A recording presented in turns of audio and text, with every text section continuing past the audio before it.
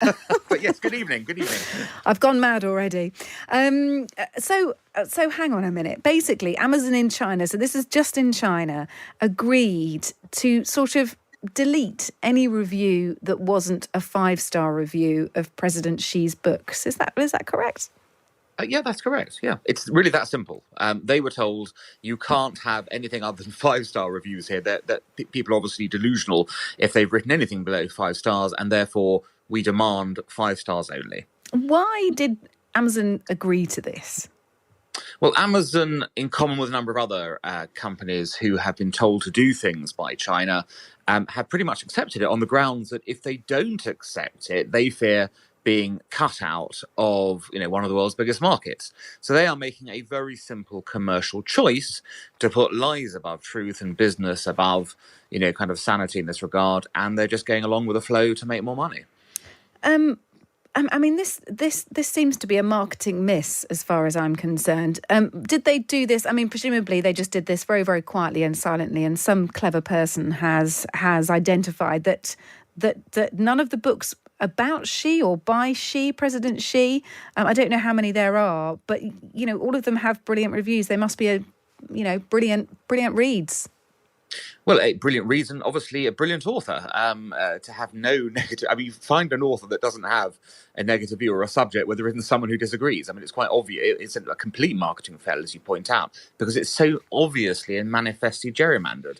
So it's kind of self-defeating, although, to be fair, they've gotten away with it for 2 years. Blimey.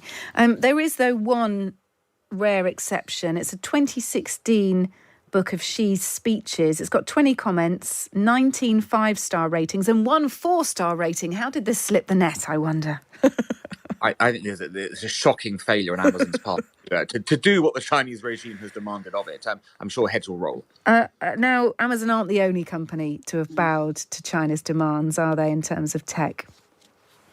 No, I mean, you've seen others who have been asked at various times to modify their behavior as far as the Chinese are concerned, whether that is about removing apps from app stores or whether it is about demanding that certain meetings don't take place or whether it is about the scope of information that is allowed to be put into China. You've seen all the big social media giants and all the big tech firms falling foul of this. And their simple excuse is we comply with local law. That is what they say. Now, one would wonder, therefore, what their position would have been during, say, the Holocaust, where they've complied with Nazi law. It seems quite clear they would have done by that response. Yeah, they've sort of used that as their excuse. They've shut down a paid US account after it hosted an online forum of Beijing's 1989 Tiananmen crackdown, saying it needs to comply with local laws. So it does affect accounts based in other countries that are critical of China to a certain extent as well.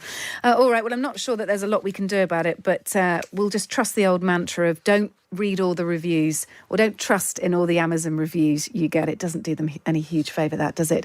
Thanks for running it through with us, Dr. Alan Mendoza, founder and exec director of the Henry Jackson Society. Great to speak to you. Thank you.